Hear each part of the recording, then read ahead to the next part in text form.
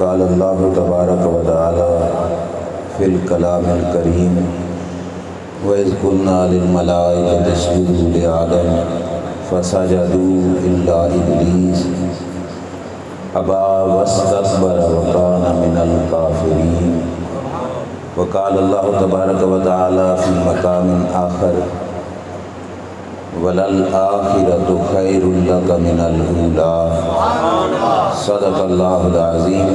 پیار محبت کے ساتھ، عقیدت کے ساتھ درود و سلام کا نذرانہ پیش کیجیے۔ الصلاۃ والسلام علیکہ یا سیدی یا رسول اللہ وعلی آلک و صحابک یا سیدی یا حبیب اللہ۔ الصلاۃ والسلام علیکہ یا سیدی یا نبی اللہ وعلی آلک و صحابک یا سیدی یا نور اللہ۔ مولاي صل وسلم دائما ابدا علی حبیبک خیر الخلق کلہم منزہ عن شریک فی محاسنہ فجوہر الحسن فی غیر منقسم یا اکرم الخلق مالی من الوذ بہ سواک عند حلول الحادث العممی ولن یدیک رسول اللہ جاہ کبھی اذا الکریم تجلی باسم منتقم محمد تاج رسول اللہ قاطبۃ محمد صادق الاقوال والکلم رب صل وسلم دائما ابدا علی حبیبک خیر الخلق کلہم۔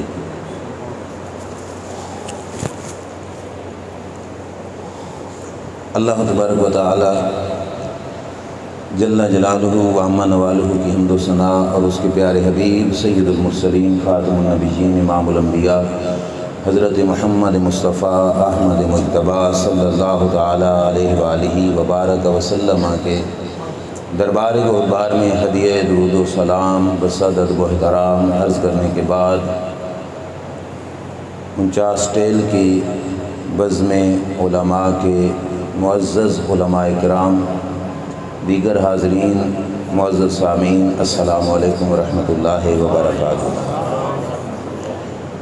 میلاد مصطفیٰ صلی اللہ علیہ وسلم کی محفل پاک میں آپ کو مجھے حاضری کی سعادت نصیب ہو رہی ہے۔ میں ایک پیغام کی شکل میں اپنا بیان آپ حضرات تک پہنچانے کی کوشش کروں گا۔ آپ لوگ دعا کیجئے اللہ تعالی حق سچ بیان کرنے کی، سمجھ کر عمل کی توفیق عطا فرمائے۔ تقریر کا بالکل یہیں سے ہی آغاز ہے کہ مقصد ہر وقت ہر کسی کو ہر کام میں سامنے رکھنا ضروری ہوتا ہے۔ بات یاد رہے گی، کام دنیا کا ہو یا کام ہو دین کا، مقصد پر جب تک انسان کی نظر رہتی ہے تب تک بندہ ناکام نہیں ہوتا، اور جس وقت انسان کی نگاہ مقصد سے ہٹ جاتی ہے تب انسان ناکام ہو جاتا ہے۔ سمجھ آ رہی ہے نا آپ کو؟ یہ بات یاد رہے گی، مقصد کو سامنے رکھنا لازمی اور ضروری ہے۔ کامیابی کا گر اس میں ہے کہ مقصد انسان کی نگاہ کے سامنے۔ مثال سے سمجھاتا ہوں، اگر سب کو سمجھ نہیں آئی تو مثال سے سمجھ آ جائے گی۔ آپ نے اپنا چھوٹا سا بچہ مدرسے میں بھیجا، آپ کا مقصد تھا کہ مدرسے میں جا کے پڑھ لکھ جائے، عالم دین بن جائے، اپنے رہن سہن کا طریقہ وہاں پہ جا کے سیکھ جائے۔ مقصد یہی تھا۔ بچے نے سمجھا کہ میرے والدین شاید یہ چاہتے ہیں کہ صبح 8 سے لے کے 1 بجے تک بچہ گھر میں نہ ہو، بس مجھے گھر سے باہر نکالنا چاہتے ہیں۔ اب بچے نے مقصد کو پس پشت ڈالا۔ مقصد کیا تھا کہ پڑھ جائے، لکھ جائے، سمجھ جائے، زندگی گزارنے کا شعور سیکھ جائے۔ بچے نے مقصد کو پس پشت ڈالا۔ اب اس نے کیا سوچا، صبح 8 بجے گھر سے تو نکل گیا، باہر پھر چل کر 1 بجے تک پھر واپس آ گیا۔ اس نے سمجھا کہ شاید میرے گھر سے مدرسہ بھیجنے کا مقصد یہ ہے کہ میں 8 بجے سے 1 بجے تک گھر میں ماں باپ کو نظر نہ ہوں۔ کامیاب ہوگا کہ ناکام؟ بولو کیوں بھائی؟ مقصد کو اس نے اپنے سامنے نہیں رکھا۔ دین کا کام ہو اس میں بھی یہ چیز ضروری ہے، دنیا کا کام ہو اس میں بھی اس چیز کو سامنے رکھنا ضروری ہے کہ مقصد کا پتہ ہو۔ زمین، آسمان، سورج، چاند، ستارے، کائنات میں پھیلی ہوئی بے شمار نعمتیں کس نے بنائی؟ بے فائدہ بنا دیں؟ بے فائدہ بنے؟ ہرگز نہیں، بے فائدہ نہیں ہے۔ اللہ بھی اپنے بندوں سے کچھ چاہتا ہے، اور علماء بیٹھے ہیں، میں اس بات کو تھوڑا واضح بھی کرتا جاؤں، یہ نہ سمجھنا کہ اللہ کے اس فعل کو میں معلل بالاغراض، یعنی یہ سمجھ کے بتانا چاہتا ہوں کہ رب کی کوئی غرض تھی جس کا وہ محتاج تھا معاذ اللہ، جس کے لیے نہیں، یہ نہیں۔ بندوں کے فائدے کے لیے کوئی نہ کوئی غرض تو ہے کہ جس میں بندوں کا فائدہ ہو۔ اللہ تو محتاجی سے پاک، ہم تو محتاج ہیں کہ نہیں؟ ہماری محتاجی کے حل کرنے کے لیے رب نے یہ ساری کائنات بنائی، لیکن اس میں ایک مقصد تھا۔ جس بندے کی نگاہوں میں مقصد رہے گا وہ بندہ یہ زندگی کامیابی کے ساتھ گزار جائے گا۔ جس نے یہ سارا جہان دیکھا لیکن مقصد سے اس کی نظر ہٹی رہی، وہ بندہ زندگی کامیاب نہیں گزارے گا۔ مقصد کیا ہے؟ خصائص کبریٰ شریف میں امام سیوطی رحمۃ اللہ تعالی علیہ فرماتے ہیں کہ حدیث قدسی اللہ تعالیٰ خود فرماتا ہے، انما خلقت الدنیا وأہلہا لأعرفہم کرامتک ومنزلک عندی۔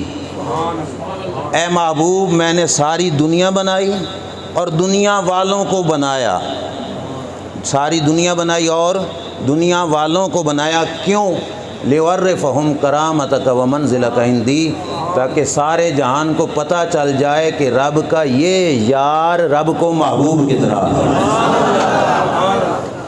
اس جملے پر میری ساری تقریر کے اوپر میرے ساتھ ساتھ رہنا ہے کہ اللہ تبارک و تعالیٰ یہ چاہتا ہے کہ میں اپنا محبوب کا مقام اور مرتبہ جو میرے محبوب صلی اللہ تعالیٰ علیہ وسلم کا میرے نزدیک ہے، میں سارے جہان والوں کو اس سے خبردار کر دوں۔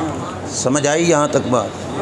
اب جس بندے نے سمجھا کہ زمین بس میرے رہنے کے لیے بنائی گئی ہے کہ میں اوپر مکان بنا کے زندگی یہاں پہ خوش و خرم گزار لوں، وہ بندہ کامیاب زندگی نہیں گزارے گا۔ جس نے سمجھا کہ یہ پھل فروٹ فقط میری صحت و توانائی کے لیے بنائے گئے، وہ بندہ کامیاب زندگی نہیں گزار سکے گا۔ جس نے سمجھا کہ سورج، چاند، ستارے یہ میرے اس فائدے کے لیے بنائے گئے کہ میں بس دھوپ حاصل کر لوں یا ستاروں سے رہنمائی حاصل کر لوں، وہ کامیاب زندگی نہیں گزارے گا۔ مقصد تخلیق کائنات کو سمجھنا لازمی اور ضروری ہے۔ اس کو پتہ ہو کہ یہ سارے جہاں کی ہر نعمت رب نے اس خاطر بنائی ہے کہ میرا بندہ جہان میں رہ کر میرے محبوب کی عظمت کو سمجھ جائے، میرے محبوب کی عظمت کو سمجھے۔ یہ حصہ دنیا کے اعتبار سے۔ اب دین کے معاملے میں بھی چلے جاؤ، نماز ہو، روزہ ہو، حج ہو، زکوٰۃ ہو، نماز ہو، روزہ ہو، حج ہو، زکوٰۃ ہو، توجہ ہے نا آپ کی میری طرف؟ بات کی طرف غور کرنا۔ دنیاوی معاملات میں بھی مقصد یہ ہے کہ رب چاہتا ہے زمانے کو پتہ چلے کہ میرا یار مجھے محبوب کتنا ہے۔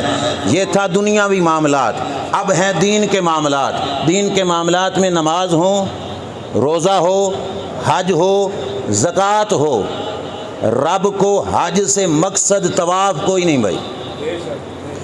اللہ کا مقصد حج کرانے سے حجر اسود کے بوسے دلوانے کوئی نہیں۔ اللہ کا مقصد صفا مروہ کی سائی کرانا کوئی نہیں۔ شیطان کو کنکری مروانا کوئی نہیں۔ عرفات کے میدان میں قیام کروانا یہ مقصد نہیں ہے۔ حج کا مقصد یہ ہے کہ میرا بندہ گھر میں کعبہ میں بھی جا کر ذرا خیال کرے کہ میرے یار نے یہ کام کس انداز میں ادا کروایا۔ مقصد حج میں بھی کیا ہے؟ اپنے یار کی عظمت کا اظہار۔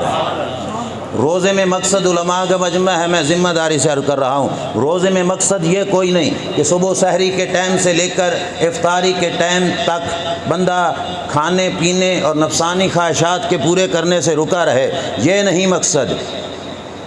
یہ مقصد یوم شک علماء جانتے ہیں نا، 29 شعبان ہو جائے اور آسمان پہ بادل ہوں، اگلے دن نہیں پتہ کہ 30 شعبان ہے یا یکم رمضان ہے، یہ ہے یوم شک، شک کا دن۔ شریعت کہتی ہے کہ جب رمضان شریف پکا ثابت نہیں تو روزہ، یوم شک کا روزہ نہیں۔ صحابہ اکرام علیہم الرضوان کا زمانہ تھا، یوم شک آ گیا، اللہ کے نبی نے روزہ نہ رکھا، اور کچھ حضرات نے روزہ رکھ لیا، کچھ حضرات نے روزہ، اب وہ چیز تو پائی گئی نا، کھانے پینے اور نفسانی خواہشات کے پورا کرنے سے رکنا، یہ پایا گیا، اللہ کو پسند نہ آیا۔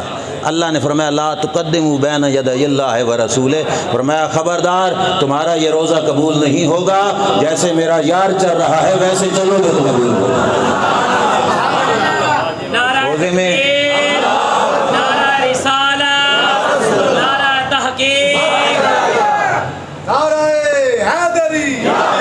بھائی روزے میں مقصد کیا ہے؟ اس کے یار کی اتباع کرنا، اس کے محبوب کی نماز پہ آ جاؤ۔ نماز میں رب کا یہ مقصد نہیں ہے کہ قیام کرے جھٹ کھڑے ہو کے پھر رب یہ چاہے کہ رکوع کرے، رب یہ چاہے کہ سجدہ کرے، نہیں، یہ مقصد نہیں بھائی۔ اللہ بندوں سے یہ نہیں کروانا چاہتا۔ اگر یہی کروانا چاہتا ہے، ہو سکتا ہے کسی کے ذہن میں ابھی فوراً بیٹھے اختلاف پیدا ہو رہا ہو میری بات کے ساتھ، تھوڑا سمجھنے کی کوشش کرے۔ اگر یہی مقصد ہے تو فجر کی 2 رکعتوں کی جگہ 4 پڑھو، اللہ قبول کرے گا؟ کیوں؟ سجدے زیادہ نہیں ہو گئے؟ ہو گیا کہ نہیں؟ قیام زیادہ ہوا، رکوع زیادہ ہوئے، اللہ تو بہت خوش ہو جانا چاہیے تھا، واہ کتنا میرا پیارا بندہ ہے جی، اس نے 2 کی بجائے کتنے پڑھ دیے، لیکن رب راضی ہوگا؟ 4 واپس آئیں گے کہ نہیں؟ کیوں واپس آئیں گے؟ اگر مقصد ہے سجدہ تو سجدہ تو زیادہ ہوا الٹا، مقصد ہے قیام تو قیام تو بڑھ گیا الٹا، مقصد ہے رکوع تو بڑھ گیا الٹا۔ پھر نماز میں بھی مقصد یہ ہے کہ رب چاہتا ہے عبادت میری کر رہا ہو، اتباع میرے یار کی کر رہا ہو۔ انما خلقت الدنیا وآلہا لیعرفہم کرامتک ومنزلک عندی۔ رب فرماتے ہیں میں زمانے کو بتانا چاہتا ہوں کہ میرا یار مجھے محبوب کتنا ہے، پتہ تو چلے اس زمانے کو جو آپس میں ایک دوسرے کے ساتھ پیار محبت کی پنگیں چڑھا کر چوتھے دن پیار ٹوٹا پڑا ہوتا ہے، ان کو پتہ تو ہو کہ پیار نام کس چیز کا ہے، محبت کس چیز کو کہا جاتا ہے۔ رب نے ساری کائنات کے اندر نماز، روزہ، حج، زکوٰۃ کے اندر بھی دیکھ لو، سال کے اندر کتنے بار فرض ہے؟ صاحب استطاعت پر سال میں کتنی بار؟ 1 بار فرض ہے۔ اب کوئی بندہ جس مال میں شرعاً زکوٰۃ نہیں، مفتی صاحب کہیں کہ تیرے اوپر زکوٰۃ فرض ہے، اس نے جائز کام کیا کہ ناجائز؟ ناجائز کام کیا، اس مفتی کو کہا جائے گا تو نے غلط کیا۔ اب زکوٰۃ وہ جس پہ فرض نہیں تھی بھی اس پہ بھی فرض کرا کے زیادہ مال لے رہا ہے کہ نہیں لے رہا؟ اللہ کا مقصد ہوتا کہ مال ہی نکالیں اپنے مال سے تو رب تو خوش ہوتا، لیکن رب چاہتا ہے میں اس جگہ پہ تمہارا مال کا اضافی نکلنا قبول نہیں کروں گا جہاں پہ میرے یار نے آرڈر نہیں عطا کروایا۔ یہ میں نے صرف نقشہ کھینچا، آپ میرے ساتھ ساتھ چلو، نماز ہو، روزہ ہو، حج ہو، زکوٰۃ ہو، مقصد یار کی تابعداری، یار کی اتباع ہے۔ دنیاوی معاملات ہوں، سورج چاند ہو، زمین و آسمان ہو، کائنات کی ہر نعمت ہو، رب چاہتا ہے ہر نعمت کو بے شک میرا بندہ استعمال کرے، لیکن ہر نعمت کے استعمال کرتے ہوئے اس کا عقیدہ یہ ہو کہ نعمت خداوندی دینے والی ذات رب کی ہے، لیکن جس کا صدقہ مل رہی ہے اسے محمد مصطفیٰ کہا جاتا ہے۔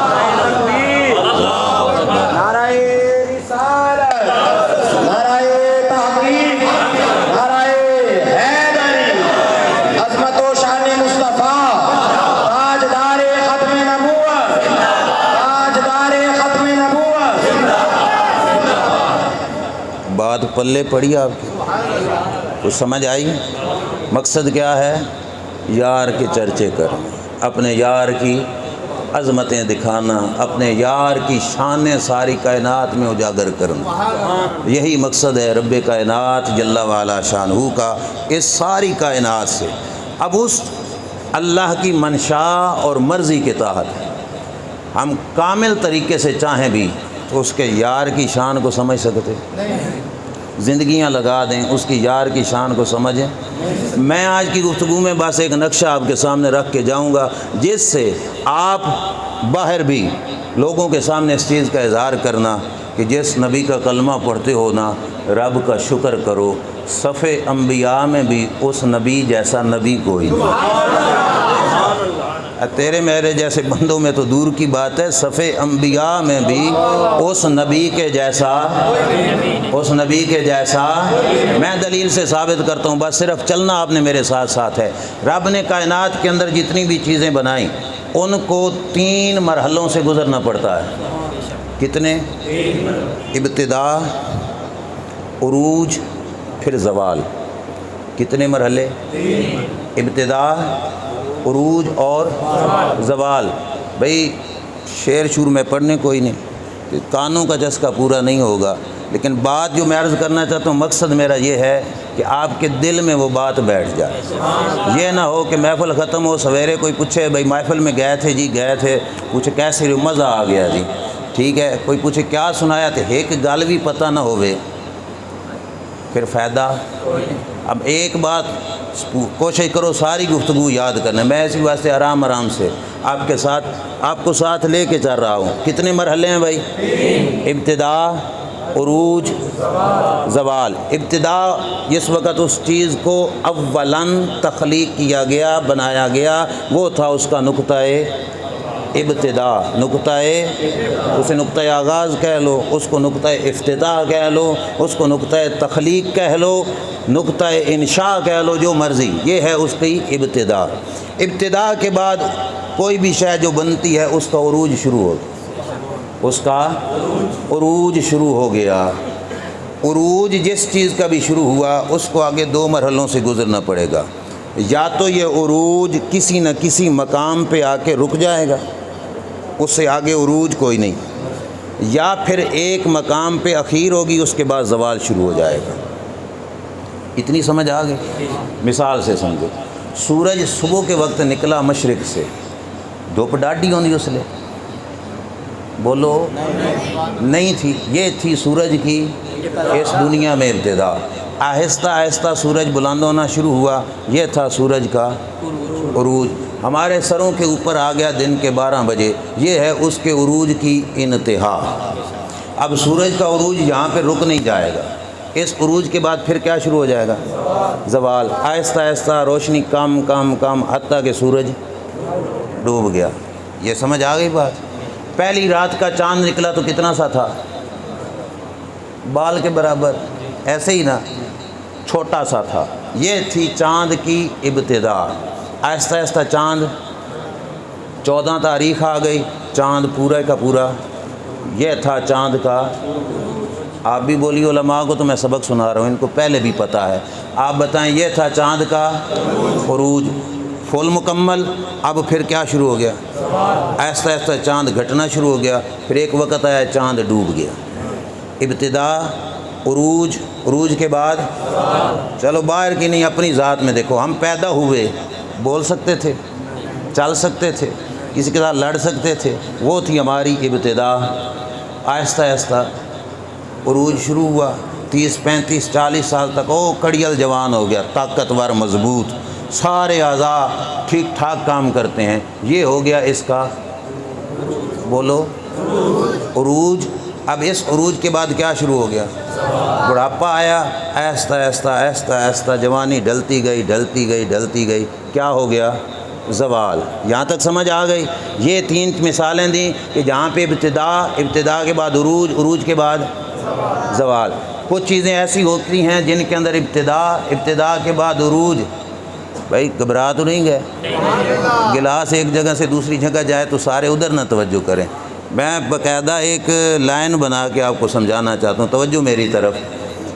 کچھ چیزیں ہیں جن کی ابتدا کے بعد عروج پہنچے گا اپنی انتہا کو، زوال نہیں، لیکن اس سے آگے عروج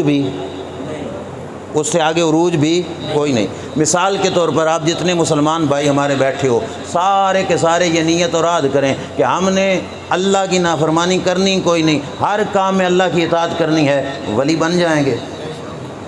وہ نہیں، ساری تابعداری کریں گے تو ولی بن نہیں جائیں گے نا، اللہ کی نافرمانی نہیں کریں تو ولی بن جائیں گے۔ محنت مزید کریں تو غوث بن سکتے ہیں، قطب بن سکتے ہیں، ابدال بن سکتے ہیں۔ یہ ہے انسانیت کا عروج۔ بولیے کیا ہے؟ مقام ولایت، جن کو پیر و مرشد کہتے ہو، غوث، قطب، ابدال، یہ ہے انسانیت کا۔ لیکن اس عروج کی ایک انتہا ہے، جہاں پہ جا کے عروج رک جائے گا، آگے نہیں بڑھ پائے گا۔ اس عروج کی کیا ہے؟ جہاں پہ عروج بارڈر آ جائے گا، جس بارڈر کو یہ عروج کراس نہیں کر پائے گا۔ مقام ولایت، غوثیت، قطبیت، ابدال ہو، جس مقام پہ بھی ہو، یہ بہت بڑا عروج ہے، بہت بڑا عروج ہے۔ لیکن اس عروج کا ایک نہ ایک انتہا ہے۔ وہ انتہا کیا ہے؟ وہ ہے مقام صحابیت کا بارڈر۔ اتھو تک کی سمجھ آ گئی؟ مقام صحابیت کا ولی صحابی کے برابر ہو سکتا ہے؟ بولیے، اس بارڈر کے برابر بھی بارڈر کراس کر کے آگے بڑھ جائے۔ بولیے، یعنی ولایت کا مقام عروج والا صحابیت کی ابتدا پر کیا ہو گیا؟ رک گیا۔ کیا ہو گیا؟ اس سے آگے عروج نہیں چلے گا، کیونکہ آگے ہے مقام صحابیت۔ صحابیت کے مقام کی ابتدا پر ولایت کا مقام رک گیا۔ ختم نہ کو مؤدبانہ لفظ، رک گیا، آگے نہیں جائے گا۔ آگے شروع ہو گیا مقام صحابیت۔ مقام بڑا اونچا مقام ہے بھائی۔ میں سیدھی سی بتاؤں، ہم نے تو شان مصطفیٰ کا صرف نقشہ سمجھنا ہے۔ اگر ہم سیدھی بات بتاؤں نا تو ہم تو مقام ولایت کو صحیح طرح نہیں سمجھ سکتے۔ مقام صحابیت تو اس سے بھی آگے۔ مقام صحابیت شروع ہو گیا مقام ولایت کے جو ہے نقطہ عروج پر، اس سے مقام صحابیت شروع ہوا۔ مقام صحابیت بہت بلند، بہت بلند، بہت بلند، لیکن اس عروج کا بھی ایک نقطہ انتہا ہے، جہاں پہ یہ عروج بھی جا کے رک جائے گا۔ کیا ہے بھلا؟ شاباش، مقام نبوت۔ مقام اس بارڈر کے پاس جا کے مقام صحابیت، صحابی نبی کے برابر ہو سکتا ہے؟ نبی سے آگے بڑھ سکتا ہے؟ تو یہ بارڈر آ گیا نا، جہاں پہ مقام صحابیت، یہ عروج بھی رک گیا۔ آگے شروع ہو گیا مقام، بھائی سمجھ آ رہی ہے نا؟ پھر بولو نا، آگے کیا شروع ہوا؟ مقام نبوت کا آغاز ہو گیا، جہاں پہ مقام نبوت اپنے عروج کے اختتام تک پہنچا۔ آگے شروع ہوا مقام نبوت۔ مقام نبوت، مقام نبوت چل رہا ہے جی۔ ایک بارڈر آئے گا جس بارڈر پہ مقام نبوت و رسالت بھی رک جائے گا۔ ایک بارڈر آئے گا جہاں پہ مقام نبوت و رسالت بھی رک جائے گا۔ رسولوں اور نبیوں کا جو عروج ہے وہ بھی، اس بارڈر کو کہا جاتا ہے مقام محمدی۔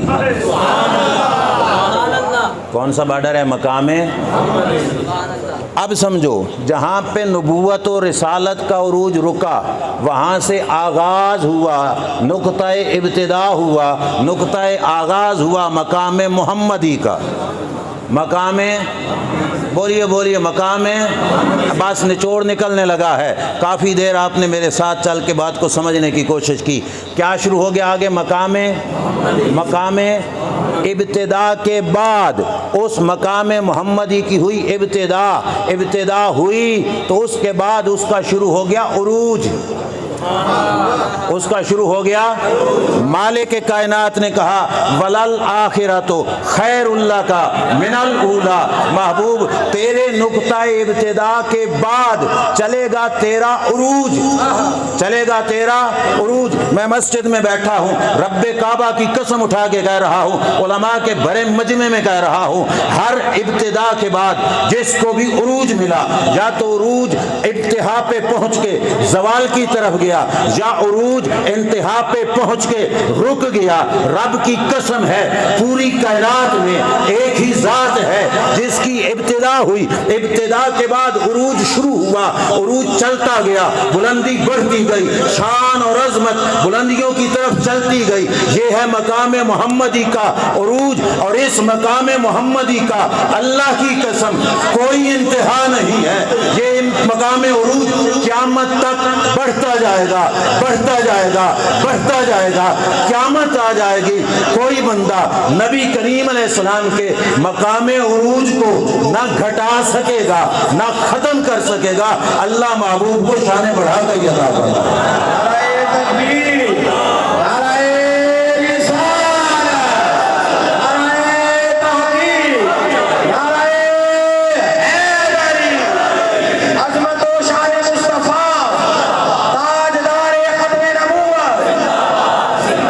میں نے تھوڑی یہ بات تیزی میں کہہ دی، سمجھ بھی آئی آپ کو؟ ابتدا مقام محمدی کی، اس کے بعد اس کا عروج، اور یہ ہے وہ عروج جس کو زوال، اور یہ ہے وہ عروج جس کی انتہا بھی۔ اچھا، میں نے یہ بات اپنی تقریر کو سجانے کے لیے نہیں کہی بھائی، قرآن کی آیت ہے وَلَلْآخِرَةُ خَيْرٌ لَكَ مِنَ الْأُولَىٰ۔ مننی فرض ہے کہ نہیں؟ فرض ہے کہ نہیں؟ فرض ہے نا، اب ماننا پڑے گا۔ ابتدا کے بعد حضور کا ہر لمحے کیا چل رہا ہے؟ عروج چل رہا ہے۔ وہ نقطہ عروج کسی مقام پہ جا کے رکے گا؟ چونکہ مجمع میں علماء بھی بیٹھے ہیں، عوام بھی بیٹھی ہے، ہو سکتا ہے بعد میں علماء کرام پکڑ لیں کہ ایک مقام الوہیت بھی تو ہے، لا الہ الا اللہ، مقام الوہیت بھی تو ہے۔ اللہ کی ابتدا پر مقام محمدی رک جانا چاہیے تھا، کوئی پوچھ سکتا ہے، لیکن یہ بھی سمجھ لیجئے اگر اللہ کی ہوتی ابتدا، اللہ کی ہوتی، پھر تو ہوتا ایک بارڈر، ہم کہہ دیتے کہ مقام محمدی یہاں پہ پہنچ کے رک گیا۔ اللہ ابتدا سے پاک ہے، انتہا سے بھی پاک ہے۔ کیوں؟ جو ابتدا اور انتہا کی لکیروں میں آ جائے وہ تو حدود میں آ گیا، اور جو حدود میں آ جائے وہ خدا نہیں ہوتا۔ خدا وہ ہوتا ہے جو احاطے اور لکیروں سے پاک ہوتا ہے۔ رب کی ذات ابتدا سے بھی پاک ہے، انتہا سے بھی پاک ہے۔ جب اس مقام کی ابتدا کوئی نہیں، مقام محمدی کی انتہا کوئی نہیں۔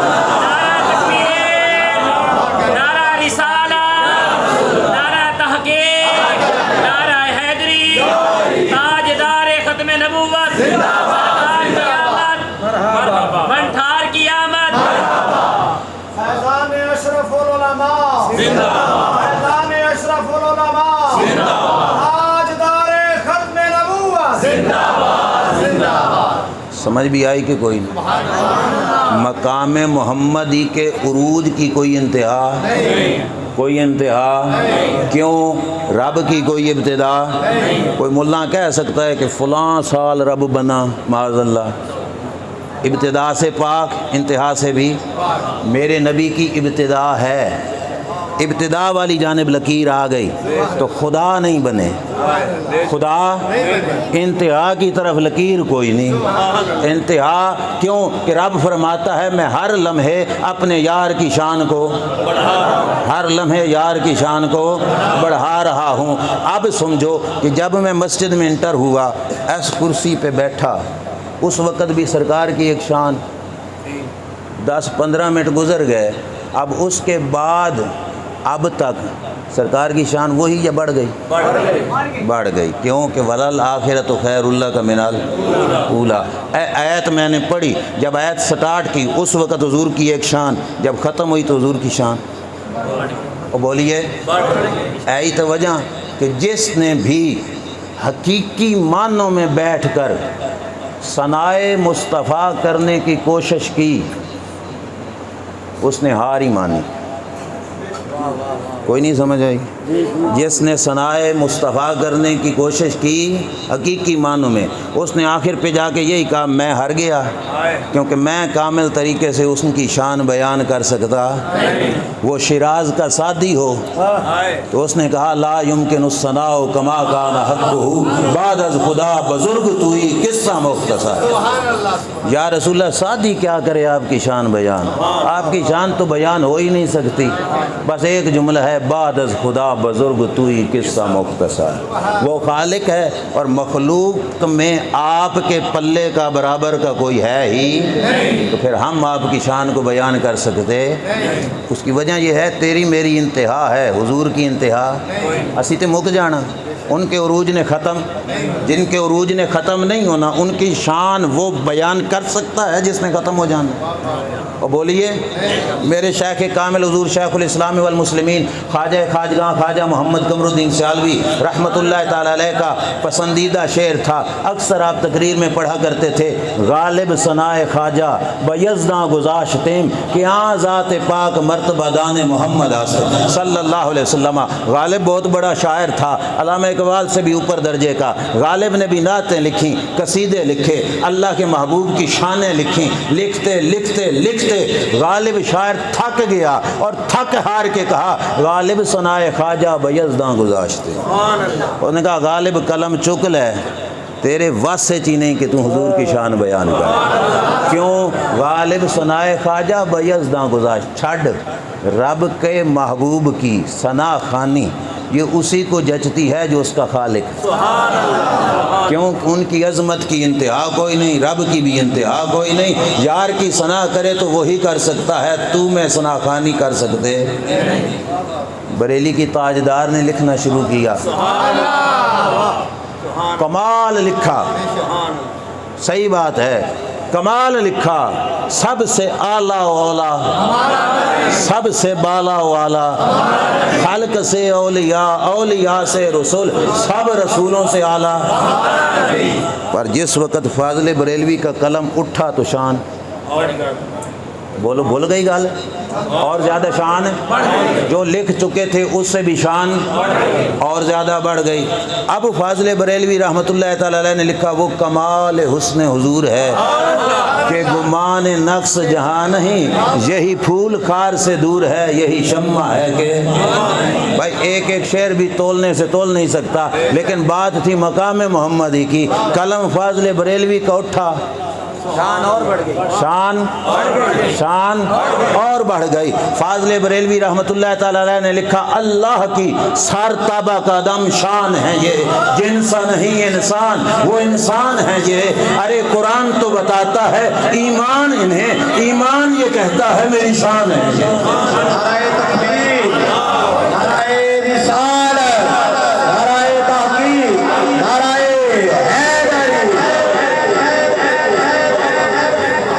قلم اٹھا، شان شان اور زیادہ بڑھ گئی۔ فاضل بریلوی نے کہا تیرے خلق کو رب نے عظیم کہا، تیری خلق کو رب نے جمیل کیا، کوئی تجھ سا ہوا نہ ہوگا شہا، تیرے خالق کے حسن و ادا کی قسم۔ شعر یہ بھی بے مثال، اس کے بھی پائے کا کوئی نہیں، لیکن قلم اٹھا تو شان، قلم اٹھا تو شان اور بڑھ گئی۔ اب فاضل بریلوی رحمۃ اللہ تعالی علیہ نے کہا زمین و زمان، مکین و مکان، اے میری تقریر کا فرسٹ جملہ کہ ساری کائنات کیوں بنائی، زمین و زمان، مکین و مکان، چنین و چنا، بنے دو جہاں۔ کمال تو یہاں پہ بھی ہے، پر قلم اٹھا تو شان اور بڑھ گئی۔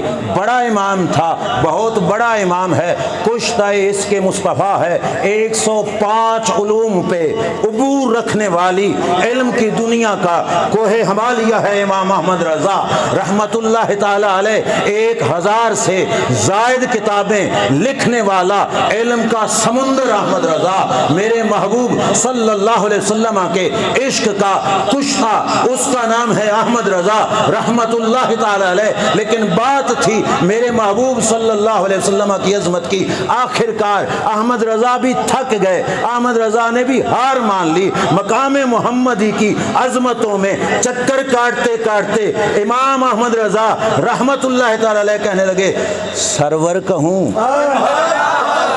کہ مالک و مولا کہوں تجھے، مطلب ذہن پھر پراگندہ ہو گیا نا، حیران ہو گئے کہ اب میں کہوں تو کیا کہوں، شانیں ہیں ہی اتنی، کیا کہوں، سرور کہوں کہ مالک و مولا کہوں تجھے، باغ خلیل کا گلے زیبا کہوں تجھے، تھک ہار کے یہ بھی کہا پر شان پھر بھی، شان مبارک پھر بھی بڑھ گئی۔ اب 105 علوم کا متبحر عالم دین، اور سورہ والدعا کی شرح پہ چھوٹی سی عمر میں 6 گھنٹے خطاب کرنے والا امام احمد رضا فاضل بریلوی رحمۃ اللہ تعالی علیہ، جس وقت رسول خدا کے محبت کے، عشق کے، معرفت کے سمندر میں غوطہ زن ہو گئے، ڈوب گئے معرفت مقام محمدی میں، اب کیا کہا؟ اس وقت کہا تیرے تو وصف اے بے تناہی سے ہیں بری، حیراں ہوں میرے شاہ میں کیا کیا کہوں تجھے، لیکن رضا نے ختم سخن اس پہ کر دیا، خالق کا بندہ خالق ساری کا مولا کہوں تجھے۔ اعلیٰ حضرت فاضل بریلوی میں تھک کر کے جواب دے دیا، کہا میں نہیں کر سکتا ثنا خوانی، میری انتہا ہے ان کی عظمتوں کی انتہا، ان کی عظمتوں کی انتہا۔ سیال شریف کی دھرتی کا مرد مجاہد میرے شیخ کامل، جس کو اپنے پرایوں نے شیخ الاسلام والمسلمین کہا، حضور شیخ الاسلام والمسلمین اپنے علم کے زور سے سعودی عرب کے قاضی القضات کو ٹھوکر لگا کر میرے نبی کے حجرے کی زمین چومنے والا خواجہ محمد قمر الدین سیالوی رحمت اللہ تعالی علیہ لکھنے کے لیے بیٹھے تو کہا آن جملہ رسول ہادی بر حق کے گزشتند بر فضل تو اے ختم رسول دادا گواہی۔ نعرہ تکبیر، نعرہ رسالت، نعرہ رسالت، نعرہ تحقیق، نعرہ حیدری، تاجدار ختم نبوت۔ اچھا بھائی، یہ فارسی کا کلام ہے میرے شیخ کامل کا، میں مطلب بھی سمجھاتا جاؤں تاکہ سب کو سمجھ بھی آ جائے۔ کہا آن جملہ رسول ہادی برحق کے گزشتند، آقا آپ سے پہلے جتنے رسول گزرے بار فضل تو اے ختم رسول دادا گواہی، ہر رسول نے سونیا تیریاں شان نہیں بیان کی، کمال کہا کہ نہیں کہا؟ کمال کہا، لیکن قلم اٹھی تو شان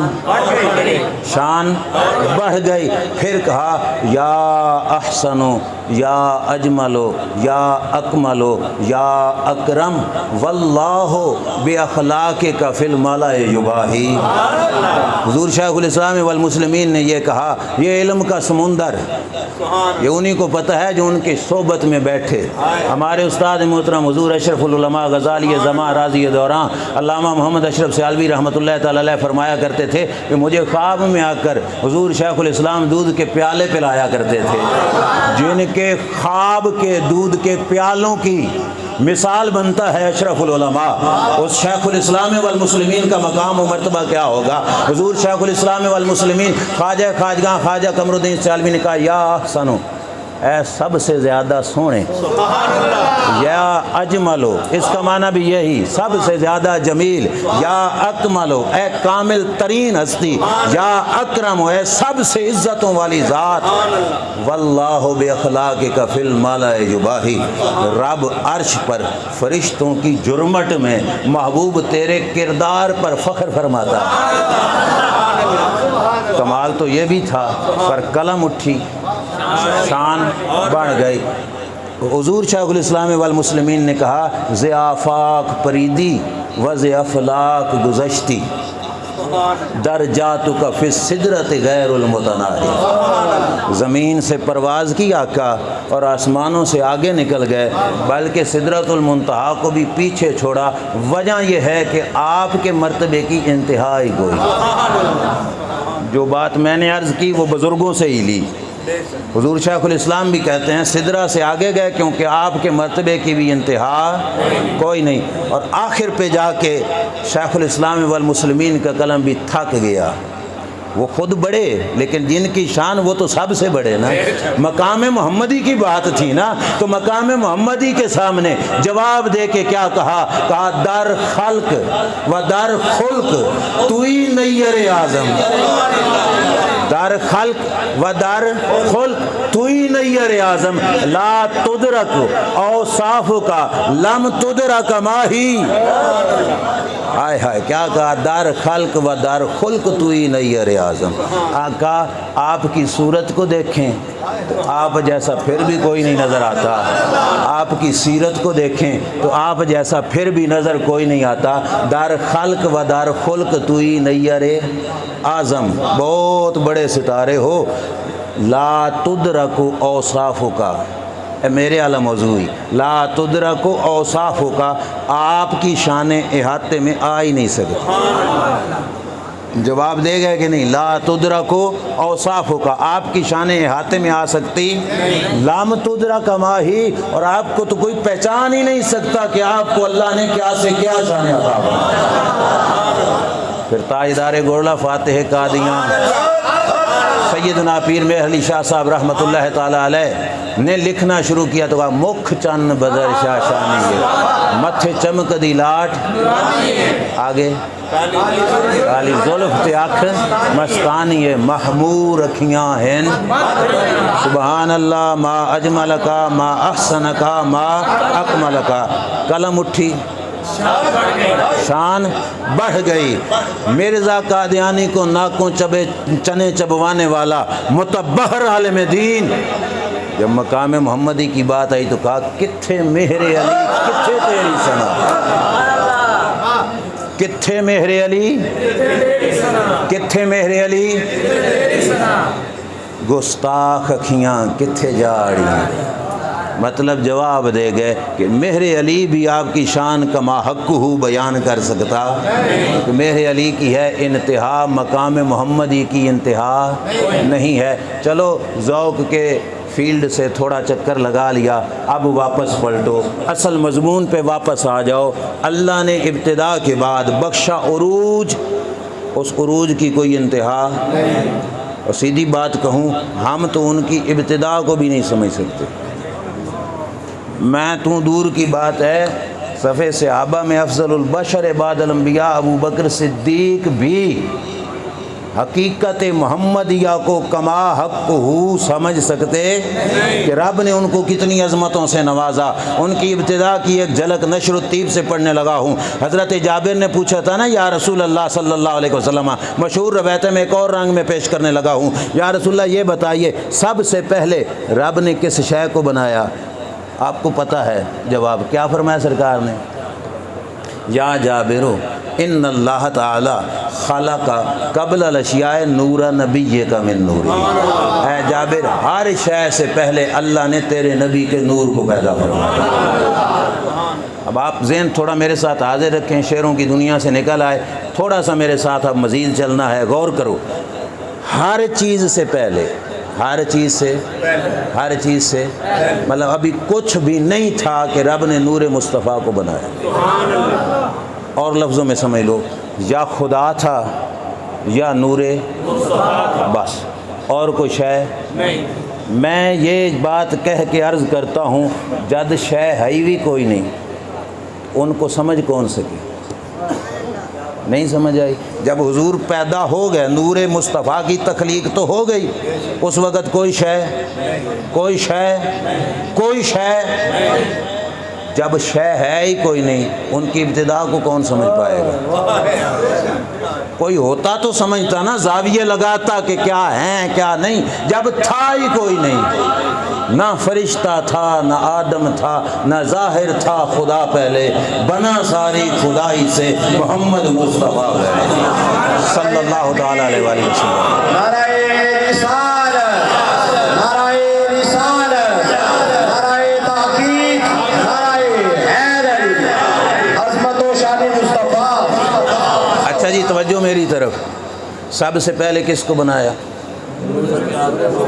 یہ ان کی ابتدا کو کوئی جان سکتا ہے؟ جب تھا ہی کوئی نہیں تو کوئی جانے گا کیا؟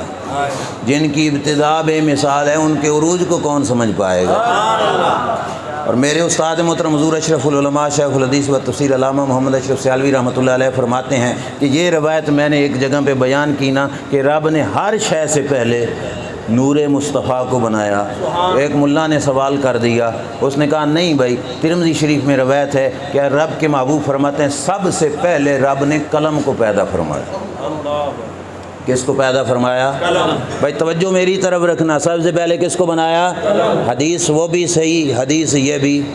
استاد محترم فرماتے ہیں کہ میں نے کہا بھائی حدیث پوری پڑھو نا، قلم والی حدیث کو کیا کرو؟ پورا پڑھو۔ مانتے ہیں سب سے پہلے رب نے کس کو بنایا؟ قلم کو۔ اور قلم کو پیدا کرنے کے بعد کیا فرمایا؟ جب قلم بن گئی تو فرمایا اکتب ما کان و ما یکون، اے قلم لکھ جو ہو چکا ہے، جو ہوگا۔ سمجھ آ گئی نا؟ اے قلم لکھ جو ہو چکا ہے، جو ہوگا، دونوں لکھ۔ استاد محترم فرماتے ہیں میں نے کہا میاں جب بنی سب سے پہلے قلم تھی تو اکتب ما کان کا کیا مطلب؟ کہ جو ہو چکا ہے وہ لکھ۔ جب قلم بنی پتہ چلا اس سے پہلے بھی کچھ ہو چکا تھا، اور جو ہو چکا تھا وہی نور مصطفیٰ۔ عظمت و شان مصطفیٰ، تاجدار ختم نبوت، تاجدار ختم نبوت، نعرہ رسالت۔ بھائی یہ کیا ہے؟ ان کی یہ ہے ان کی ابتدا۔ ان کی ابتدا کو کوئی نہیں سمجھ پاتا، ان کے عروج کو کون سمجھے؟ ان کے عروج کو کوئی سمجھ سکتا؟ کوئی سمجھ سکتا نہیں۔ چلو اس کی جھلک سمجھاؤں آپ کو۔ ہمارے عقائد کی کتاب جو مدارس میں پڑھائی جاتی ہے 7ویں سال کے اندر، شرح العقائد، شرح العقائد، طلباء بھائی بھی بیٹھے ہیں، علماء بھی بیٹھے ہیں۔ شرح العقائد پہ شرح لکھی علامہ عبدالعزیز پرہاروی رحمۃ اللہ تعالی علیہ نے۔ اس شرح کا نام لکھا النبراس۔ کیا نام رکھا؟ النبراس۔ یہ عبدالعزیز پرہاروی کوئی عام بندہ نہیں، یہ اس پائے کا بندہ ہے جو بیک وقت بیٹھ کر دونوں ہاتھوں میں قلم پکڑ کے ایک وقت میں 2 علموں پر کتابیں لکھتا تھا۔ اور اللہ کی بارگاہ میں عرض گزار ہوتے جی مولا بے ادبی نہ ہوندی نا تو میرے پاس علم کی خیرات تیری دی ہوئی اتنی ہے کہ میں 2 پاؤں سے بھی 2 الگ مضمون لکھ سکتا۔ علامہ عبدالعزیز پرہاروی رحمۃ اللہ تعالی علیہ نے لکھا، سید احمد رفاعی رب کے دین کے بزرگوں میں سے ایک بزرگ گزرے ہیں۔ ایک دفعہ بیٹھے بیٹھے ان کو خیال آیا کہ میں پرواز کروں۔ کیا کروں؟ پرواز کروں۔ اللہ کے ولیوں کے پاس بھائی یہ طاقت ہے کہ میں کیا کروں؟ پرواز کروں، مطلب زمین سے اڑ کر بلندیوں کی طرف جاؤں۔ اور جانا کہاں پہ تھا؟ کوئی ناران کاغان کی سیر نہیں کرنا چاہتے تھے، چاہتے کیا تھے؟ کہا دل میں خیال آیا ذرا اس عرش کا پایا نہ چوم کے آؤں جس عرش کی چھاتی پہ مصطفیٰ کریم نے قدم ٹکایا۔ لفظوں پہ تھوڑا غور کرنا۔ عرش کا پایا، عرش کا، جس عرش کی چھاتی پہ مصطفیٰ کے قدم لگے۔ پایا نیچے ہوتے یا چھاتی؟ نہیں، پایا نیچے ہوتا ہے، پاؤں نیچے ہوتا ہے، چھاتی اوپر ہوتی ہے۔ کئی دفعہ ایسا ہوتا ہے کہ بندہ پاؤں تک تو پہنچ سکتا ہے، چھاتی تک بندے کا ہاتھ پہنچ سکتا نہیں ہے۔ آپ کھڑے ہو جاؤ، ایک بچہ بیٹھا ہو، آپ کے پاؤں پہ تو ہاتھ لگا لے گا، چھاتی پر بھی لگا لے گا، مطلب پاؤں تک تو پہنچ گیا پر سینے تک نہ پہنچ سکا۔ شیخ احمد رفاعی کا مقصد عرش کی چھاتی پر پہنچنا نہیں تھا، عرش کے پائے تک پہنچنا تھا۔ اور عرش کی چھاتی کہاں پہ تھی؟ مصطفیٰ کے سر کے برابر نہیں، سرکار کے پاؤں کے نیچے تھی چھاتی۔ سرکار عرش کی حضور کے سر کے برابر نہیں، چھاتی عرش کی سرکار کے پاؤں کے نیچے۔ اور عرش کی چھاتی تک پہنچنے کا ارادہ سید احمد رفاعی نے نہیں کیا، عرش کے پائے تک پہنچنے کا ارادہ کیا اور پرواز کی۔ پرواز کتنی کی؟ رب کا فقیر 70,000 عرش کراس کر گیا۔ تھوڑا 47 اڈا نہیں، 70,000 عرش، 70,000 عرش کراس ہو گئے۔ آج ادھر کو جاتے دیکھا تو رب نے پوچھا کدھر کی امیدیں لگا کے آ رہے ہو، ذرا بتاؤ تو صحیح۔ کہا میرے دل میں خیال آیا ذرا اس عرش کا پایا نہ چوماؤں جس کی چھاتی پہ تیرے محبوب نے قدم ٹکائے۔ قدرت کی طرف سے آواز آئی ارجع لا وصول لک الیہ، اور سید احمد رفاعی ہزاروں سال بھی پرواز کرنا تو اس عرش کے پائے تک نہیں پہنچ سکتا جس عرش کی چھاتی پہ مصطفیٰ نے قدم ٹکائے۔ نعرہ تکبیر، نعرہ رسالت، نعرہ تحقیق، نعرہ حیدری، تاجدار ختم نبوت، تاجدار ختم نبوت۔ کچھ سمجھ آئی؟ آپ اس عرش کے پائے تک جس کی چھاتی پر مصطفیٰ نے قدم ٹکائے، اور جن کے قدموں کے نیچے آنے والے عرش کے پائے تک کوئی نہیں پہنچ سکتا، ان کے اپنے قدموں تک کون پہنچ پائے گا؟ اور ظالموں جن کے قدموں تک تم نہیں پہنچ سکتے تم ان کا قد نہ اپنے چلے ہو، کتنی بدبختی ہے۔ میں جس موضوع کو بیان کرنا چاہتا تھا اب میں آیا ہوں اس خلاصے تک۔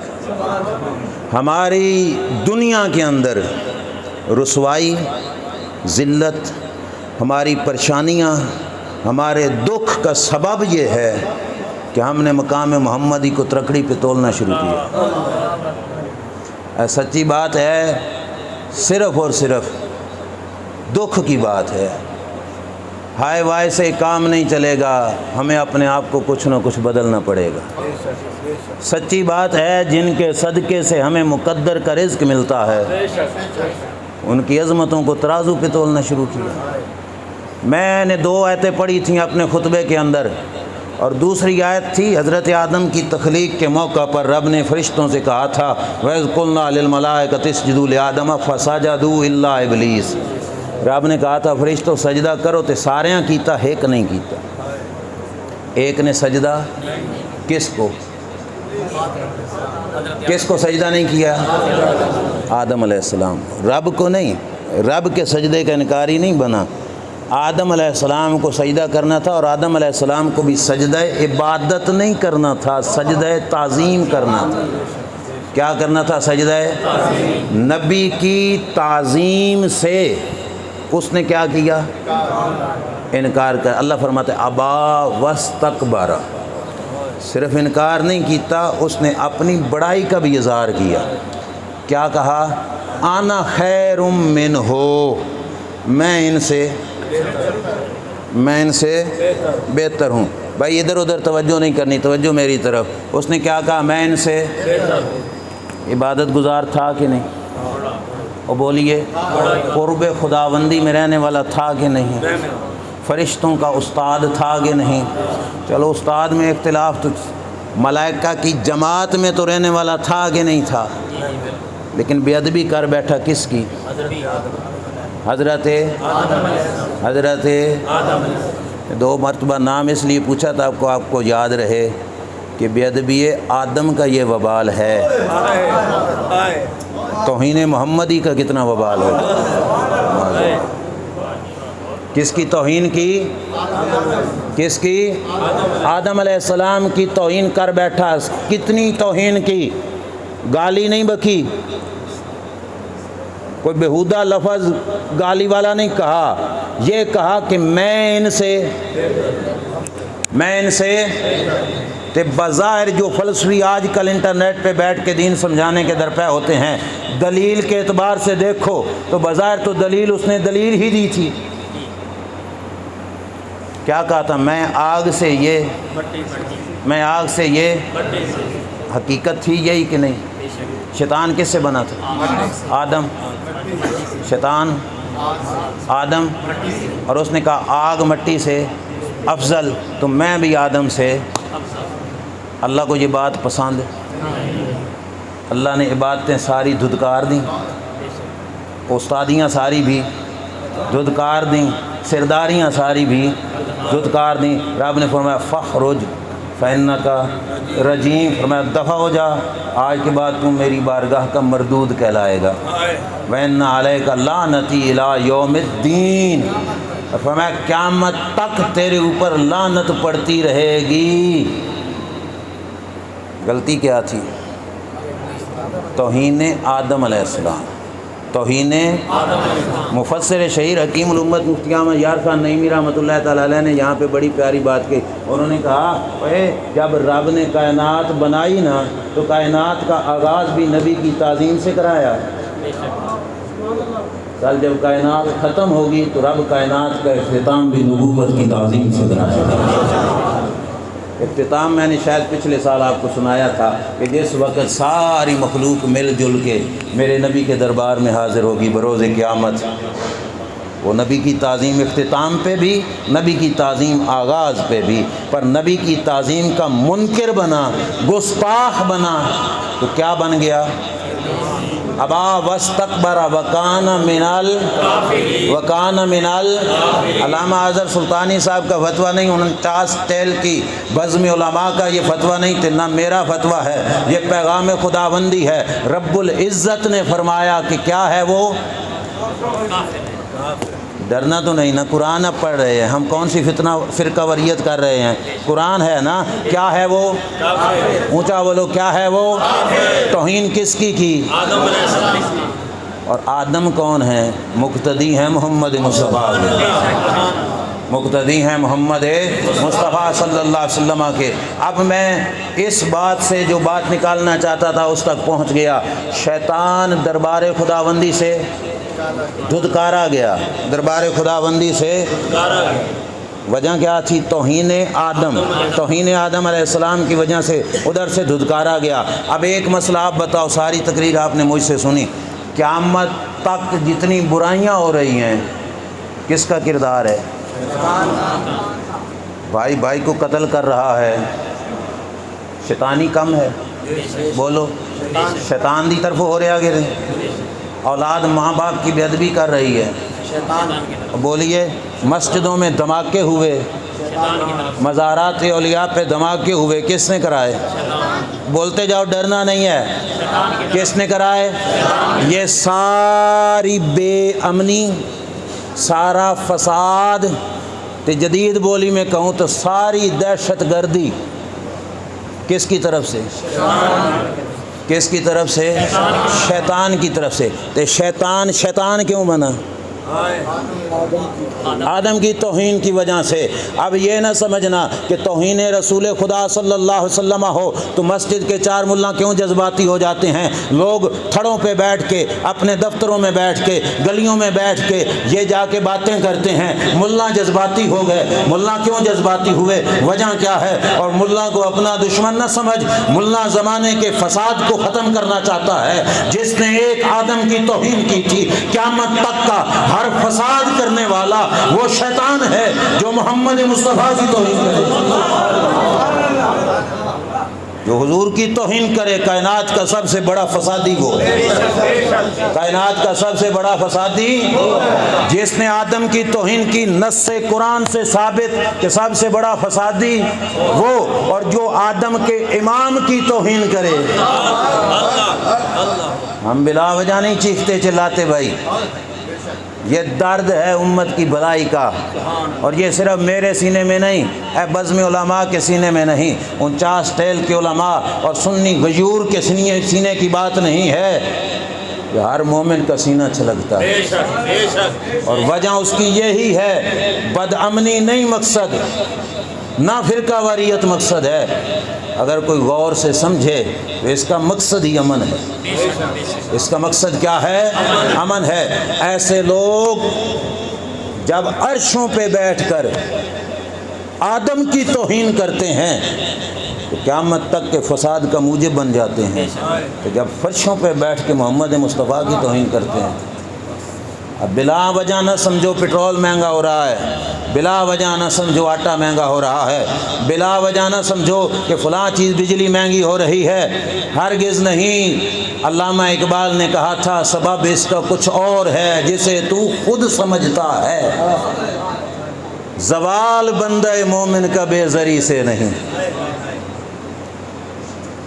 پہلے شعر میں کہا تھا اگرچہ زر بھی ہے زمانے میں قاضی الحاجات، پر جو فقر سے ہے میسر تونگری سے نہیں. میں سمجھاؤں آپ کو، اگرچہ زر بھی ہے زمانے میں قاضی الحاجات، پر جو فقر سے ہے میسر تونگری سے۔ اب حالات کے ماڑے روزانہ احتجاج یا ان کو بددعائیں دینے والے، میرے دو جملے سمجھ لو، اگر اللہ نے توفیق بخشی تو انشاءاللہ باہر جو حالات رہے دل کا سکون ضرور نصیب ہو جائے گا۔ علامہ اقبال نے کہا اگرچہ زر بھی ہے زمانے میں قاضی الحاجات، کہ لوگ کہتے ہیں سارے کم روپیے نال بن دے۔ تو بھی سنیا ہے جملہ کدی؟ ہاں جی، پیسے دی گل ہے، سارے کم روپیے نال بن دے کہتے ہیں نا، تو آج پہ سن دے ہوتے۔ 100 سال پہلے علامہ اقبال بھی یہ گل سنی اور انہوں نے کہا اگرچہ زر سونا بھی ہے زمانے میں قاضی الحاجات، قاضی الحاجات حاجتیں پوری کرنے والا۔ مفکر اسلام کا نتیجہ سنو، کہا پر جو فقر سے ہے میسر تونگری سے نہیں۔ فرمایا اے لوگو، مال سے بات نہیں منتی، دربار محمدی کا فقیر بننے سے بات بنتی۔ اے بھائی اس کی زندگی کا نچوڑ ہے، کہا جو فقر سے ہے میسر تونگری سے، جو فقر سے ہے میسر تونگری سے نہیں۔ کیوں؟ کہا سبب اس کا کچھ اور ہے جسے تو خود سمجھتا ہے، زوال بندہ مومن کا بے زری سے نہیں۔ کہا اوپر سے میسنے بنتے ہو، کبھی IMF کا بہانہ، کبھی کسی کا بہانہ، کبھی کسی کا بہانہ، کبھی کسی کے بہانے سے مہنگائی نہیں۔ علامہ اقبال نے کہا میسنے نہ بنو، سبب اس کا کچھ اور ہے جسے تو خود سمجھتا ہے، زوال بندہ مومن کا بے زری سے نہیں۔ وجہ یہ نہیں کہ آج ہمارا بینک بیلنس کم ہے، نقشہ کھینچا ساڈا کہ نہیں؟ کسی کو مفکر کہتے ہیں نا، اور کس کو کہتے ہیں کہ 100 سال بعد کے حالات کو اپنے کلام میں لکھ کے گئے۔ کہا زوال بندہ مومن کا بے زری سے، اے نہ سمجھنا کہ ہمارا بینک بیلنس کم ہے تب ہم ذلیل ہو رہے ہیں، نہیں، وجہ یہ ہے ہمارا رشتہ مصطفیٰ سے کٹ گیا، ہمارا رشتہ ان سے کٹ چکا ہے۔ اور جب رشتہ مرکز سے کٹ جاتا ہے تو آگے جتنی چمک دمک ہو رونقیں وہاں پہ آتی، رونقیں وہاں پہ آتی۔ اصل وجہ یہ ہے کہ ہمارا رشتہ مرکز سے کٹ چکا ہے۔ ہمیں جتنا ان کو بلند سمجھنا چاہیے تھا ہم اتنا سمجھ نہیں رہے۔ کوئی محفل ہم کر لیتے ہیں، نعرے بھی لگا لے، سارا کچھ کر لیتے ہیں، ذرا ایک حدیث پہ میں صرف تو نہیں آخدہ پہ، ہم اپنے برا گربان میں جھانکیں۔ میرے نبی نے فرمایا نہیں تھا لا یؤمن احدکم حتی اکون احب الیہ من والدہ وولدہ والناس اجمعین۔ فرمایا کامل مومن نہیں ہو سکتا جب تک میری ذات سے پیار اپنے باپ سے بھی زیادہ نہیں کرے گا، اپنے باپ سے بھی زیادہ۔ اے گلاں تھوڑیاں کوڑیاں صحیح لیکن قبول کرو، علامہ نے کہا تھا نا چمن میں تلخ نوائی میری گوارا کر، کہ زہر بھی کبھی کرتا ہے کار تریاکی، اور کوڑی گال بھی کبھی قبول کر لیا کرو، کبھی کبھی زہر بھی تریاک والا کام کر جاتا ہے۔ ذرا سوچو جس نبی کے سامنے باپ کی بھی نہیں ماننی تھی، اساں ایڈے سارے بال دے آکھے تے شریعت دے خلاف چل پونگے، ہوندا کہ نہیں؟ او ایسے کیوں کہ او مولانا بچہ ضد کر رہا تھا، یہ گناہ کیوں کیا جی؟ او مولانا کیا کریں چھوٹا بچہ ضد کر رہا تھا۔ سنیں تو سم یہ لفظ برادریوں میں بھی چلتے ہیں کہ نہیں، کہ کون ضد کر رہے اسی بچہ۔ اب ذرا ہم اپنے گریبان میں خود جھانکیں، جس نبی نے فرمایا پیو نالوں بھی ود کے مجھ سے پیار کرنا ہے، ہم نے اس نبی کے سامنے اپنے بچے کی مان لی۔ اب کیا کر سکتے ہیں؟ ایک ہی راستہ ہے، توبہ کر کے پلٹ جاؤ دربار محمدی کی طرف۔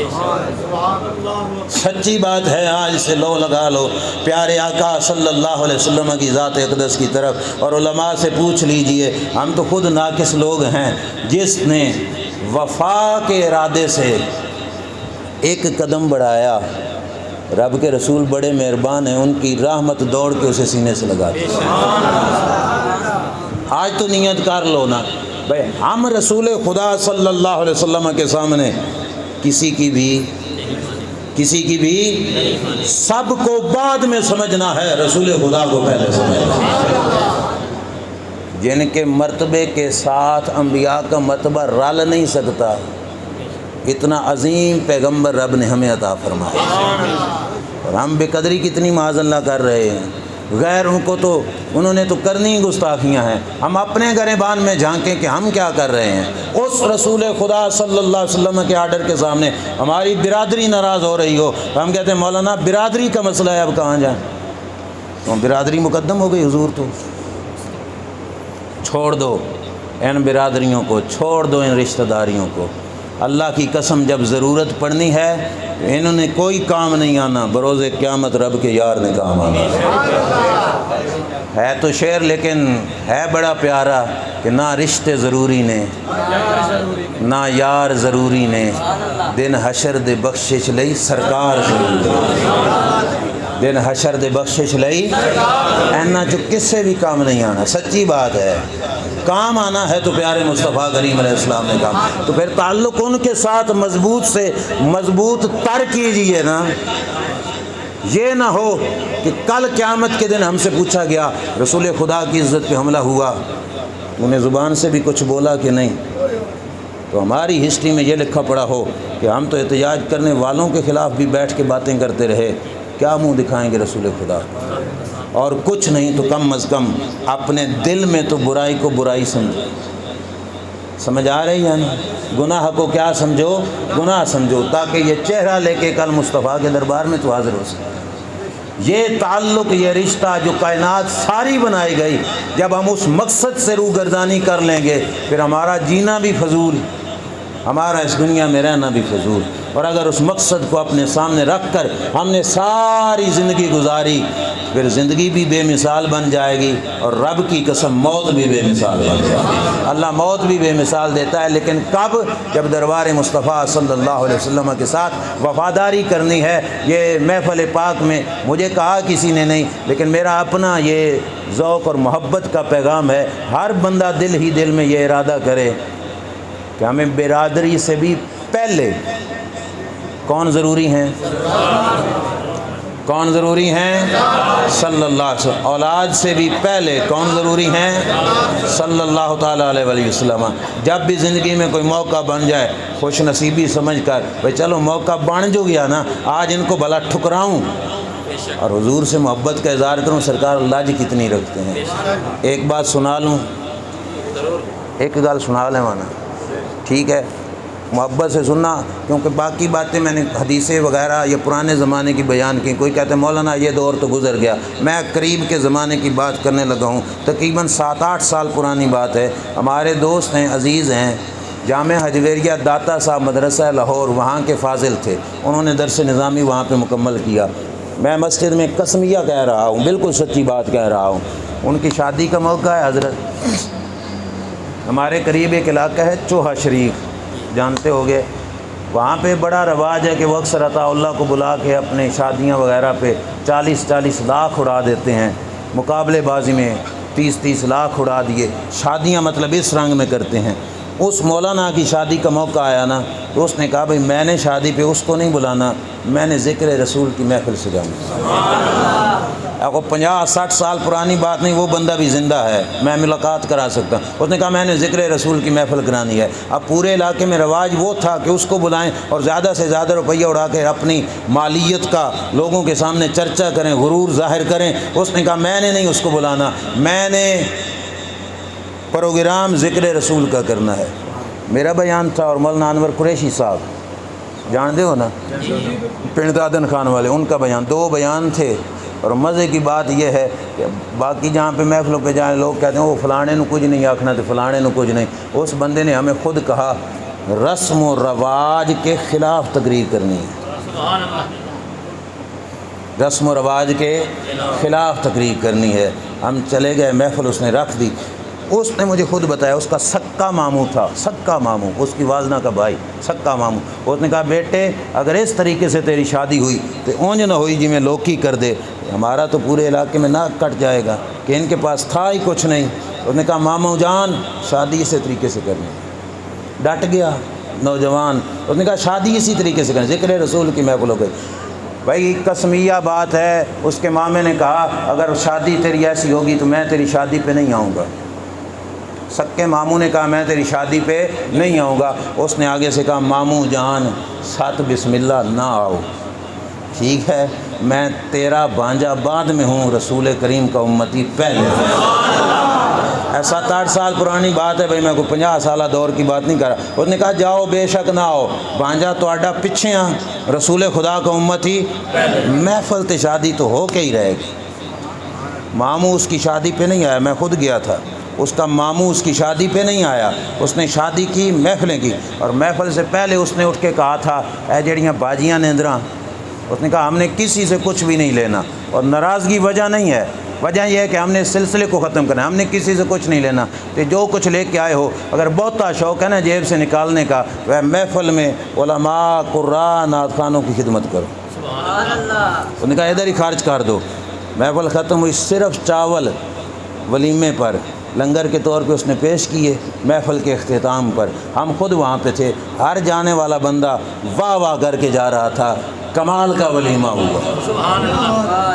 بندیال شریف کے قریب چند مہینوں کے بعد اسی بندے کا فون آیا مجھے، اسی مولانا کا، اس نے کہا جی ہمارے علاقے سے آگے بندیال شریف یعنی قید آباد کے پاس وہاں پہ ایک علاقہ ہے، وہاں پہ محفل ہے شادی کی، وہاں پہ جانا ہے، تو آپ نے ٹائم دینا ہے۔ میں نے کہا ٹھیک ہے، ہم چلے گئے، اس کے ساتھ اکٹھے مل کر ہم اگلی محفل پہ گئے۔ کچھ عرصے کے بعد راستے میں اس نے بتایا پتہ ہے جس کی محفل پہ ہم جا رہے ہیں وہ کون ہے؟ میں نے کہا بتاؤ، کہنے لگا میرے اسی ماموں کے بیٹے کی، میرے اسی ماموں کے بیٹے کی شادی تھی، تو اس نے میرے گھر میں آ کے کہا پتر جی میں اپنی کیتی ہے نا، میرے پتر دی بھی اوویں شادی کا، حاضر بندہ تمہارے سامنے بیٹھا ہے، اس کی شادی پہ بھی میں نے بیان کیا، اور ادھر بھی دونوں جگہوں پہ میں خود دیکھ کے آیا، تو اس نے اپنے بھانجے کو کہا کہ ادھر بھی وہی محفل کرو جیسے تم نے اپنی محفل پہ کی، اپنی شادی پہ کی۔ اب میں آپ سے بات عرض کرنے کا فقط مقصد یہ ہے اگر ان سے وفا کی جائے نا، کہ رشتہ دار بے شک پیچھے ہٹ بھی جائیں، وفا حضور سے کی جائے، سرکار کانڈ لگنے،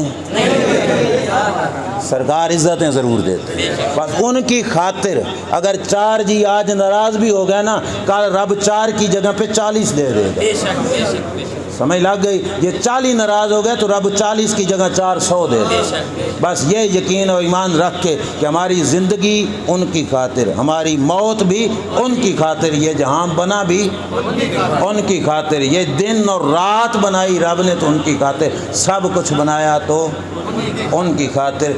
انما خلقت الدنیا وآلہا لأعرفہم کرامتک ومنزلک عندی، رب نے فرمایا تھا سارا جہان تمہاری عزت کے چرچے کے لیے بنایا ہے تاکہ سب کو پتہ چلے میرے یار کا مقام۔ اللہ کی بارگاہ میں دعا ہے اللہ تعالیٰ آپ کی سجائی ہوئی بزم اپنی بارگاہ میں قبول فرمائے، میری گزارشات کے الفاظ میں اللہ تعالیٰ سوز تاثیر عطا فرمائے، آپ کو آپ کے طفیل مجھے بھی عمل کی توفیق عطا فرمائے۔ وآخر دعوانا الحمدللہ۔ 2 اعلان سماعت فرمانے، پرسوں منگل والے دن بعد از نماز عشاء مدنی ٹاؤن کی گلی نمبر 1 میں خوبصورت محفل میلاد پاک کا اہتمام ہوگا، جس میں حضرت علامہ مولانا خادم خورشید الازہری صاحب کا خصوصی خطاب ہوگا۔ بدھ والے دن جامع مسجد عثمانیہ ماڈل کالونی میں خوبصورت محفل میلاد پاک بدھ والے دن بعد از نماز عشاء، خصوصی خطاب حضرت علامہ مولانا محمد راحیل رضوی صاحب کا ہوگا، اور خصوصی نعت حافظ محمد عثمان حاجہ صاحب کی ہوگی۔ 11 ربیع الاول جمعرات بعد از نماز عشاء جامع مسجد گلزار حبیب گرین ٹاؤن میں محفل پاک ہوگی، حضرت علامہ مولانا پیر سید صادق الامین شاہ صاحب کا خطاب ہوگا، اور اس سال 12 ربیع الاول کا جو ہمارا مرکزی پروگرام ہے اس میں الحمدللہ ایک بار پھر اہل سنت کی جان اور عظیم مذہبی اسکالر حضرت علامہ مولانا اویس مرتضیٰ نوری صاحب تشریف لا رہے ہیں، تو تمام احباب بھرپور طریقے سے آقا علیہ السلام کی محفل میں شرکت کریں۔ انشاءاللہ 10 ربیع الاول روز 12 نماز عشاء جامع مسجد گلزار مدینہ 104 چک کے اندر محفل پاک ہوگی، جس کے اندر خصوصی خطاب حضرت علامہ مولانا مفتی محمد ابو بکر شاہی صاحب کا ہوگا، اور ہمارے علاقے